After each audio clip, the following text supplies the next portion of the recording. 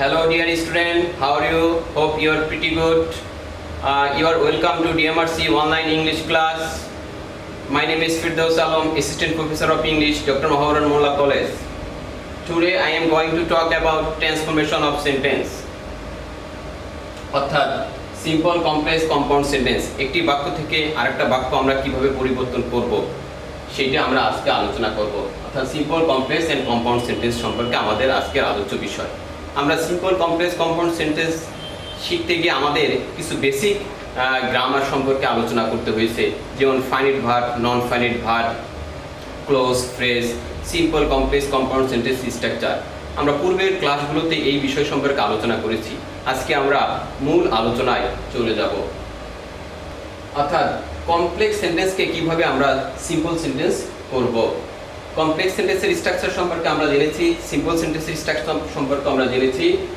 যখন আমরা একটা সেন্টেন্স কমপ্লেক্স থেকে সিম্পল সেন্টেন্স করব, আমরা অর্থের দিক থেকে যদি বেশি প্রাধান্য দিই তাহলে সেটা আমাদের জন্য বেশি ইফেক্টিভ হবে এবং আমাদেরকে মনে রাখতে সুবিধা হবে। আর শুধু যদি আমরা রুলসের উপরে ডিপেন্ড করি তাহলে অনেক ক্ষেত্রে আমরা যে বাক্যটাকে আমাদের অর্থের উপর ডিপেন্ড করে করতে হবে সেটা করতে আমরা প্রবলেম ফেস করব। অর্থাৎ কমপ্লেক্স সেন্টেন্সে আমরা বলেছিলাম দুইটা ক্লোজ থাকে, একটা ইন্ডিপেন্ডেন্ট ক্লোজ আর একটা ডিপেন্ডেন্ট ক্লোজ। এবং ওই কমপ্লেক্স সেন্টেন্সটাকে যদি সিম্পল সেন্টেন্সে পরিণত করতে হয় তাহলে কমপ্লেক্স সেন্টেন্সের ফাইনাইট ভার্ব অর্থাৎ প্রিন্সিপাল ক্লোজ বা ইন্ডিপেন্ডেন্ট ক্লোজের চেঞ্জ না করে ওটিকে রেখে দিয়ে আমরা ডিপেন্ডেন্ট ক্লোজটা অর্থাৎ সাবঅর্ডিনেট ক্লোজটাকে আমরা একটা ফ্রেজে রূপান্তরিত করব। অর্থাৎ যখন আমরা কমপ্লেক্স থেকে সিম্পল সেন্টেন্স করব, this is done by reducing a clause into word or phrase. Reducing অর্থাৎ আমরা একটা ক্লোজকে সংক্ষিপ্ত করে একটা ওয়ার্ড বা ফ্রেজে পরিণত করব। কমপ্লেক্স সেন্টেন্স থেকে সিম্পল সেন্টেন্স করার সময় কমপ্লেক্স সেন্টেন্সের ক্লোজটাকে আমাদের ফ্রেজে রূপান্তরিত করতে হবে। এই জন্যই আমরা পূর্বের ক্লাসে ক্লোজ এবং ফ্রেজ সম্পর্কে আলোচনা করেছি। অর্থাৎ প্রিন্সিপাল ক্লোজের কোনো পরিবর্তন হবে না, সাবঅর্ডিনেট ক্লোজকে ফ্রেজে রূপান্তরিত করতে হবে। I know where he was born, এখানে আই নো এটা একটা প্রিন্সিপাল ক্লোজ অর্থাৎ independent close, where he was born এটা একটা subordinate clause or dependent close. আমি বলেছি প্রিন্সিপাল ক্লোজের কোনো পরিবর্তন হবে না, অর্থাৎ ইন্ডিপেন্ডেন্ট ক্লোজের পরিবর্তন হবে না এবং ডিপেন্ডেন্ট ক্লোজটাকে একটা ফ্রেজে পরিণত করতে হবে। ডিপেন্ডেন্ট ক্লোজের কনজাংশন বাদ দেওয়া হোয়ার হি ওয়াজ বর্ন এটা দিয়ে আমাদের একটা অর্থপূর্ণ ফ্রেজ তৈরি করতে হবে। অর্থাৎ বাংলা ভাষায় অত্যন্ত এক কথায় আমাদের কথাটা প্রকাশ করতে হবে। এটার অ্যান্সার হবে I know his birth place. Where he was born এটা একটা ক্লোজ, এটাকে আমরা একটা ফ্রেজে রূপান্তরিত করেছি, his birth place. I know his birth place. অর্থাৎ যখন আমরা কমপ্লেক্স সেন্টেন্সকে সিম্পল সেন্টেন্স করব তখন কমপ্লেক্স সেন্টেন্সের সাবঅর্ডিনেট ক্লোজটাকে আমরা ফ্রেজে রূপান্তরিত করব। বিশেষভাবে মনে রাখতে হবে যে বাক্য পরিবর্তন ভাষার রীতি ও ক্রিয়ার কালের কোনো পরিবর্তন হবে না। জটিল বা যৌগিক বাক্যে যে অসমাপিকা ক্রিয়াগুলো থাকে তার মধ্যে প্রধান সমাপিকা ক্রিয়াকে রেখে বাকি ক্রিয়াগুলোকে অসমাপিকা ক্রিয়ায় আমাদেরকে পরিণত করতে হবে। তাহলে কমপ্লেক্স থেকে সিম্পল সেন্টেন্স করার ক্ষেত্রে মূল যে কথাটা আমাদেরকে মনে রাখতে হবে সেটা হচ্ছে কমপ্লেক্স সেন্টেন্সের যে ডিপেন্ডেন্ট ক্লোজ সেটিকে আমাদের ফ্রেজে রূপান্তরিত করতে হবে। Point to be noted. এবার যদি আমরা উল্টোটা বলি অর্থাৎ সিম্পল টু কমপ্লেক্স, অর্থাৎ সিম্পল সেন্টেন্সকে আমরা কিভাবে কমপ্লেক্স করব, ঠিক আগের কথার বিপরীত কথা এগুলো। This is usually done by expanding a word or phrase into a clause. অর্থাৎ সিম্পল থেকে যখন আমরা কমপ্লেক্স করব তখন সিম্পল সেন্টেন্সে যে ফ্রেজ থাকবে সেই ফ্রেজকে অর্থ অনুসারে আমরা একটা ক্লোজে রূপান্তরিত করব। ফ্রেজকে ক্লোজে রূপান্তরিত করতে হবে, প্রিন্সিপাল ক্লোজ পরিবর্তন হবে না। I know his birth place, I know his birth date, I know his birth date আমি তার জন্ম তারিখটা জানি। হিজ বার্থ ডেট এটা একটা ফ্রেজ, এই ফ্রেজটাকে অর্থের সাথে মিল রেখে আমাদের একটা ক্লোজে রূপান্তরিত করতে হবে। যেমন I know when he was born এটা একটা ফ্রেজ, এটা একটা ক্লোজ। অর্থাৎ সিম্পল সেন্টেন্সের যে ফ্রেজ থাকবে সেটা দিয়ে কমপ্লেক্স সেন্টেন্সে একটা পরিপূর্ণ সেন্টেন্স অর্থাৎ ক্লোজ তৈরি করলে সিম্পল থেকে কমপ্লেক্স হয়ে যাবে। সরল বাক্যে অসমাপিকা ক্রিয়া যৌগিক ও জটিল বাক্যে সমাপিকা ক্রিয়ায় পরিণত হবে। কমপ্লেক্স টু কম্পাউন্ড, যখন আমরা একটা সেন্টেন্সকে কমপ্লেক্স থেকে কম্পাউন্ড করব এটা অনেক সহজ। অর্থাৎ কমপ্লেক্স সেন্টেন্সের যে সাবঅর্ডিনেট কনজাংশন থাকে কম্পাউন্ড সেন্টেন্স করার সময় কমপ্লেক্স সেন্টেন্সের সাবঅর্ডিনেট কনজাংশন বাদ দিয়ে কোঅর্ডিনেটিং কনজাংশন অর্থাৎ একটা ফ্যান ভয়েস এই কনজাংশনটা ব্যবহার করতে হবে। আমি আবারও বলছি, কমপ্লেক্স সেন্টেন্সের যে সাবঅর্ডিনেট কনজাংশন থাকে কমপ্লেক্স সেন্টেন্সকে কম্পাউন্ড করার সময় ওই কমপ্লেক্স সেন্টেন্সের সাবঅর্ডিনেট কনজাংশনটাকে বাদ দিয়ে একটা কোঅর্ডিনেটিং কনজাংশন বসাতে হবে অর্থের সাথে মিল রেখে।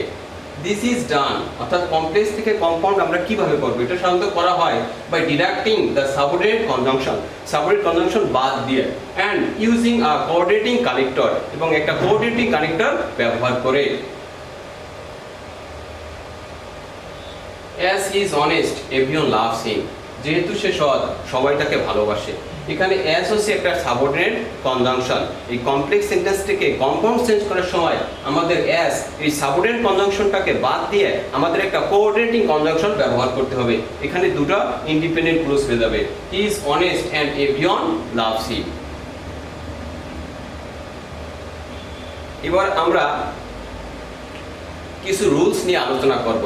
অর্থাৎ সময় সম্পর্কিত সিম্পল কমপ্লেক্স কম্পাউন্ড সেন্টেন্সকে আমরা একটা সেন্টেন্স থেকে আরেকটা সেন্টেন্সে কিভাবে পরিবর্তন করব। আমরা যদি এখানে দেখতে পাই সিম্পল সেন্টেন্সে যদি ফ্রেজ প্রিপজিশনাল ফ্রেজ ইন বা ডিউরিং এর পরে ঋতু মাস সাল এগুলো নাম থাকে, তাহলে আমরা কমপ্লেক্স সেন্টেন্সে ওখানে হোয়েন তারপরে সাবজেক্ট তারপরে ভার্ব অর্থাৎ when it verb when it এরপর একটা বি ভার্বও আমরা ইউজ করতে পারি এবং কম্পাউন্ড সেন্টেন্সে এন্ড হবে।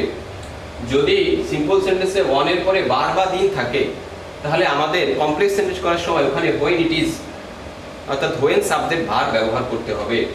এবং যদি এম পিএম এন্টি মেরিডিয়ান আর পোস্ট মেরিডিয়ান এই সময় উল্লেখ থাকে তাহলেও আমরা হোয়েন ইট ইজ দিয়ে এই বাক্যটাকে কমপ্লেক্স করব। একটা এজ অফ অর্থাৎ যখন বয়স বুঝাবে তখন আমরা হোয়েন সাবজেক্ট ভার্ব এবং কত বছর বয়স সেটা আমরা বুঝাই দিব ওখানে।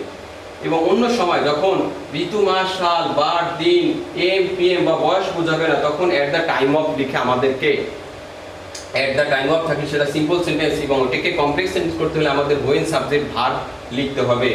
আর আরেকটা রুলস তো হোয়াইলস এর পরে যদি সরাসরি ভার্বের আইএনজি থাকে তাহলে সেটা হচ্ছে সিম্পল সেন্টেন্স এবং হোয়াইল এর পরে যদি সাবজেক্ট প্লাস অজার প্লাস ভার্বের আইএনজি করা হয় তাহলে সেটা কমপ্লেক্স সেন্টেন্স। আরেকটা হচ্ছে সিন্স এর রুলস মেনি ইয়ার্স অ্যাগো বা বিফোর যদি এমন থাকে তাহলে সাবজেক্ট ভার্ব কত বছর আগে তারপরে সিন্স দিয়ে সাবজেক্ট ভার্ব দিয়ে আমাদেরকে বাক্যটা করতে হবে।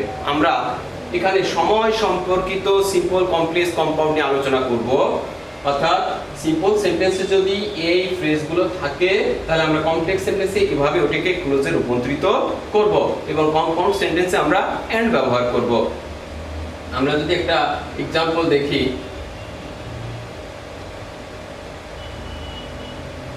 যেমন in summer people eat a lot of mangoes, গ্রীষ্মকালে লোকেরা অনেক আম খায়। এখানে ইন সামার এটা একটা ফ্রেজ, ইন বা ডিউরিং এর পরে ঋতু মাস সাল উল্লেখ থাকার কারণে এই ফ্রেজটাকে আমরা একটা ক্লোজে পরিণত করব। When it is summer, when it is summer people eat a lot of mangoes. In সামারকে আমরা যখন ইন সামার ইন এর পরে ঋতু মাস সাল থাকলে তখন হোয়েন ইট ইজ লিখে হোয়েন ইট ইজ বা ইট ওয়াজ লিখে আমরা কমপ্লেক্স সেন্টেন্স করব।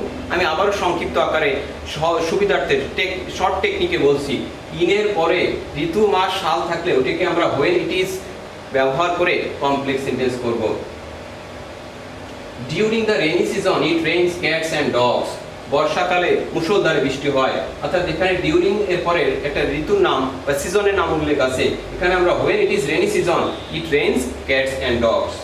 অন ফ্রাইডে, অন এর পরে বার বা দিন যে কোনো বার বা দিনের উল্লেখ থাকলে আমরা ওটাকেও হোয়েন ইট ইজ ব্যবহার করে কমপ্লেক্স সেন্টেন্স করব। One Friday we visit the place, এখানে অনের পরে বার বা দিন উল্লেখ আছে, এখানে আমাদেরকে হোয়েন ইট ইজ ফ্রাইডে এই ফ্রেজটাকে আমরা ক্লোজে রূপান্তরিত করছি। আজ আমরা এই স্লাইডটায় সময় সম্পর্কিত সিম্পল কমপ্লেক্স কম্পাউন্ড সম্পর্কে আলোচনা করছি। আমরা আরো কিছু एग्जांपल দেখি। when it is 5 pm, যখন 5টা I go to play, এই when it is 5 pm এটা একটা ক্লোজ, এটাকে যদি আমরা ফ্রেজে রূপান্তরিত করি at 5 pm অর্থাৎ 5টায়। at the age of 4 he came, at the age of এটা একটা ফ্রেজ, এটাকে যদি আমরা সময় নির্দেশ করছি, এটা ফ্রেজ কমপ্লেক্স সেন্টেন্স করি তাহলে হবে when he was 4 years old। এটা বয়স বুঝলে when সাবজেক্ট তারপরে কত বছর বয়স সেটা উল্লেখ করতে হবে।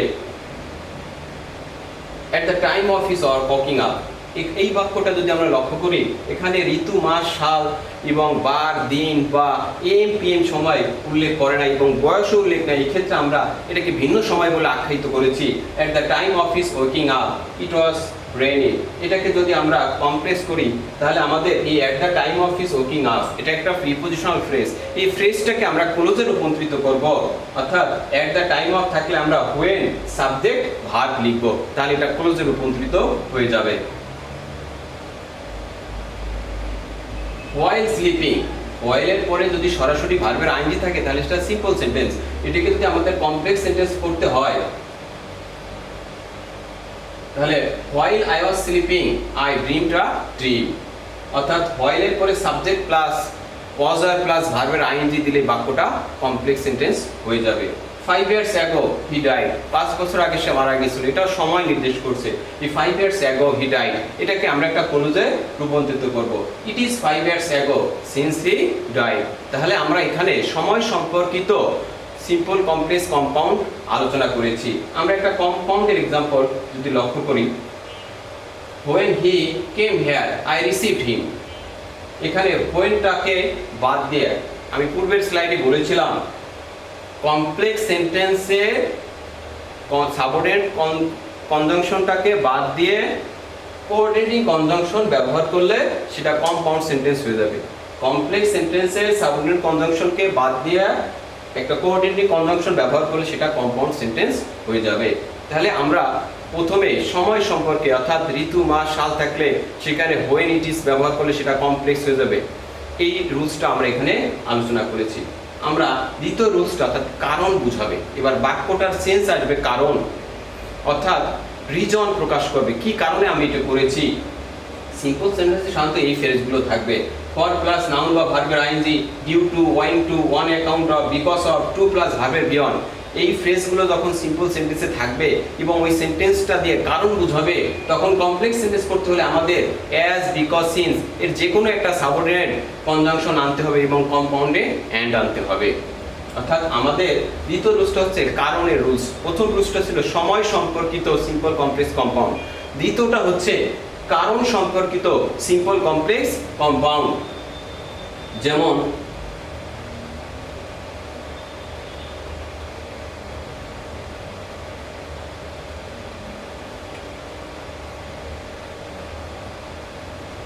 as she is ill, যেহেতু সে অসুস্থ, she can't go out, এটা একটা কমপ্লেক্স সেন্টেন্স।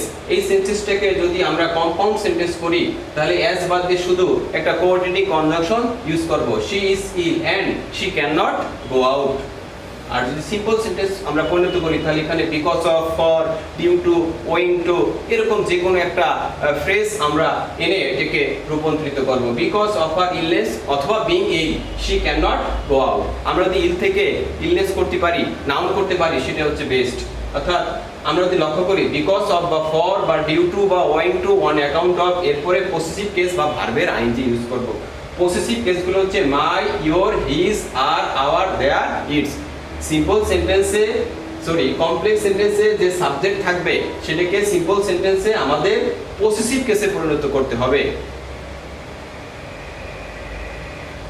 আমরা যদি আরো একটা एग्जांपल লক্ষ্য করি, she cannot go out as she is ill, এই বাক্যটাকে আমাদের যদি কম্পাউন্ড সেন্টেন্স করতে হয় তাহলে আমরা লিখেছি she is ill and she cannot go out।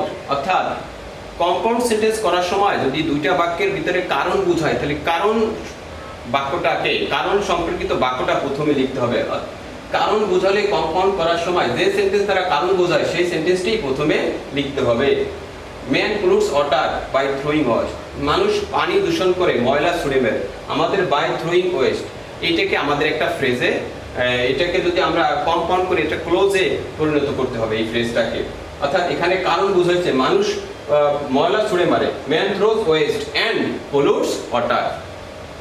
তাহলে কম্পাউন্ডকে অর্থাৎ সিম্পল, কমপ্লেক্স এবং সিম্পল সেন্টেন্সকে কম্পাউন্ড করতে হলে, কমপ্লেক্স এবং সিম্পল সেন্টেন্সকে কম্পাউন্ড করতে বললে কারণ বুঝালে কারণ সংকেত বাক্যটাকে প্রথমে লিখে আমাদেরকে কম্পাউন্ড সেন্টেন্স করতে হবে। আমরা যদি এবার দ্বিতীয় ধাপটা আলোচনা করি, প্রথমে আলোচনা করেছিলাম সময় সম্পর্কিত, দ্বিতীয় আলোচনা করেছিলাম কারণ সম্পর্কিত, এবং তৃতীয় হচ্ছে উদ্দেশ্য, পারপাস বুঝাবে। আমি পড়াচ্ছি যাতে আমার ছাত্ররা শিখতে পারে, এরকম একটা পারপাস বা উদ্দেশ্য নিয়ে আমরা কাজটা যখন করব, আমরা কঠোর পরিশ্রম করব যাতে আমরা জীবনে উন্নতি করতে পারি, এরকম ক্ষেত্রে টু প্লাস ভার্বের বিয়ন্ড, ইন অর্ডার টু বা উইথ এ ভিউ টু করে ভার্বের আইএনজি, এই ফ্রেজগুলো সিম্পল সেন্টেন্স থাকবে। কমপ্লেক্সে so that, in order that, that এগুলো ব্যবহার করব। সাধারণত আমরা সো দ্যাট ব্যবহার করি বেশি, এটাকে অনেকে সো দ্যাটের রুলসও বলে। এবং কম্পাউন্ড সেন্টেন্সে যেহেতু জানতে চেয়েছে কোনো একটা উদ্দেশ্য, আমি কঠোর পরিশ্রম করতেছি যাতে আমি এটা করতে পারি, এরকম একটা বাক্য এখানে অ্যান্ড সাবজেক্ট ওয়ান প্লাস ভার্বের ভি টু প্লাস ভার্বের বিয়ন্ড দিয়ে আমরা এই বাক্যটাকে কম্পাউন্ড করব। যদি আমরা এক্সাম্পল দেখি, we study more to make a good result, আমরা কঠোর পরিশ্রম করি ভালো রেজাল্ট করার জন্য। এই বাক্যটাকে একটা উদ্দেশ্য বোঝাচ্ছে, to make a good result, এটা একটা ইনফিনিটিভ ফ্রেজ। এই ফ্রেজটাকে আমরা ক্লোজে রূপান্তরিত করব, we study more so that we can make a good result. অর্থাৎ এই বাক্যটি যখন উদ্দেশ্য পারপাস বোঝায় তখন আমরা সো দ্যাট নিয়ে আসবো। আমরা জানি কমপ্লেক্স সেন্টেন্সে ওই উদ্দেশ্য যেখানে বোঝায় so that plus subject plus can বা মে, কুড বা মাইট প্লাস ভার্বের বিভাজন ব্যবহার করতে হবে। উই স্টাডি মোর, আমরা পড়াশোনা করি, and want to make a good result, এবং আমরা ভালো রেজাল্ট করতে চাই। আমরা যদি এটার পাস্ট টেন্স লক্ষ্য করি, we studied more to make a good result, যদি এটা পাস্ট টেন্স থাকে তাহলে ওখানে ক্যানের পরিবর্তে কুড হবে, এবং এখানে ওয়ান্টের পরিবর্তে ওয়ান্টেড হবে। যদি আমরা পরবর্তী রুলসটা নিয়ে আলোচনা করি, এটা হচ্ছে so dot dot dot that, so that অর্থ যাতে, উদ্দেশ্য পারপাস বোঝায়। আর so dot dot dot that কাজের একটা ধরন বুঝাইছে এখানে, অর্থাৎ এত যে। সিম্পল সেন্টেন্সে too dot dot dot to plus ভার্বের বিয়ন্ড থাকে। কমপ্লেক্স সেন্টেন্সকে ওঠে টু এর জায়গায় সো এবং পরবর্তী টু এর জায়গায় that plus subject plus can not বা কুড নট প্লাস ভার্বের বিয়ন্ড করতে হবে, এবং কম্পাউন্ড এখানে ভেরি এবং অ্যান্ড আনতে হবে। যদি বাক্যটাকে নেগেটিভ অর্থ প্রকাশ করে, কিন্তু পজিটিভ অর্থাৎ ইনাফ টু যখন পজিটিভ অর্থ প্রকাশ করবে তখন আমরা এখানে ক্যান নট বা কুড নট ইউজ করবো না, শুধু ক্যান এবং কুড ইউজ করবো। আর এখানে ক্যান নট এবং কুড নট ইউজ করতে হবে। আমরা যদি আবার এক্সট্রা একটু দেখে নিই, আমরা একটা এক্সাম্পল লক্ষ্য করি, he is so weak that he can not memorise it, সে এতই দুর্বল যেটা মুখস্থ রাখতে পারে না। এটা একটা কমপ্লেক্স সেন্টেন্স, এটাকে যদি আমরা সিম্পল সেন্টেন্সে পরিণত করি, he is too weak to memorise it. আর এখানে আমরা ভেরি ইউজ করে কম্পাউন্ড সেন্টেন্স করব, he is very weak and can not memorise it. এক্ষেত্রে আমাদের একটা জিনিস লক্ষ্য করতে হবে, এই বাক্যে দুটো সাবজেক্ট সেম ছিল, কিন্তু দ্বিতীয় বাক্যে the poem is so hard that he can not read, কবিতাটা এতই কঠিন যে সে মুখস্থ রাখতে পারে না। দ্য পোয়েম একটা সাবজেক্ট আর হি একটা সাবজেক্ট, যদি দুইটা সাবজেক্ট ভিন্ন থাকে তাহলে সিম্পল করার সময় দ্বিতীয় সাবজেক্টটা ফর প্লাস অবজেক্টিভ রূপান্তরিত করতে হবে। The poem is too hard to read for him, অর্থাৎ দ্বিতীয় সাবজেক্টটাকে আমরা ফর দিয়ে অবজেক্টিভ ফর্ম লিখব, the poem is very hard and he can not read. আমরা যদি পজিটিভ এক্সাম্পলটা লক্ষ্য করি, the boy was very strong and defeat his opponents, বালকটি যথেষ্ট শক্তিশালী তার প্রতিপক্ষকে পরাজিত করার ক্ষেত্রে। The boy was strong enough to defeat his opponent, the boy was so strong that he could defeat his opponent. আমরা যে আলোচনা করছিলাম, যদি বাক্যটা নেগেটিভ হয় তাহলে এখানে can not could not use করতে হয়, আর বাক্যটা এটা পজিটিভ অর্থ প্রকাশ করলে এখানে ক্যান এবং কুড অর্থাৎ নট ব্যবহার করতে হবে না। আমরা আরো একটা রুলস আলোচনা করব, যেটাকে আমরা দো অল দ্য রুলস বলে পরিচিত আমাদের কাছে। অর্থাৎ সিম্পল সেন্টেন্সে in spite of, despite, notwithstanding, এই ফ্রেজগুলো যখন থাকবে তখন কমপ্লেক্স সেন্টেন্সে আমাদের দো অল দ্য দিয়ে ওটাকে পূর্ণ করতে হবে এবং কম্পাউন্ডে বাট হবে। আমরা এই एग्जांपलটা এখানে লক্ষ্য করি, দো he is meritorious he is lazy. এটা একটা কমপ্লেক্স সেন্টেন্স। এই দো দিয়ে বাক্যটাকে একটা সাবঅর্ডিনেট ক্লোজ করা হয়েছে এবং এটাকে যদি আমাদের কম্পাউন্ড করতে হয় তাহলে দো এই সাবঅর্ডিনেট কনজাংশনটাকে বাদ দিয়ে আমাদেরকে বাট ইউজ করতে হবে, তাহলে বাক্যটা কম্পাউন্ড সেন্টেন্স হয়ে যাবে। আর বাক্যটাকে যদি আমাদের সিম্পল সেন্টেন্সে করতে হয় তাহলে আমাদের in spite of, despite, notwithstanding এই একটা ফ্রেজ আনতে হবে। আমরা পূর্বের স্লাইডেও বলছিলাম, অর্থাৎ in spite of, despite of, because of এর পরে সিম্পল সেন্টেন্স করার সময় কমপ্লেক্স সেন্টেন্সে যে সাবজেক্ট থাকে সেই সাবজেক্টকে আমরা পসেসিভ কেসে রূপান্তরিত করব এবং তারপরে যে ভার্ব থাকে সেটার সাথে আইএনজি অথবা ওই শব্দটাকে আমরা নাউনে রূপান্তরিত করব। পসেসিভ কেসগুলো আমরা একটু আগেও আলোচনা করেছি, my, your, his, her, our, their, its. তাহলে in spite of his merit, অর্থাৎ মেরিটোরিয়াস এর শব্দ হচ্ছে মেরিট, মেরিটোরিয়াস শব্দটা অ্যাডজেক্টিভ, এটাকে আমরা নাউনে রূপান্তরিত করছি in spite of his merit. আর যদি কেউ মেরিটোরিয়াস থেকে মেরিট শব্দটা না জানে সেক্ষেত্রে যদি ওটাকে সিম্পল সেন্টেন্স করতে বলা হয় তাহলে বিং মেরিটোরিয়াস লিখলেও হবে। তাহলে in spite of his merit he is lazy.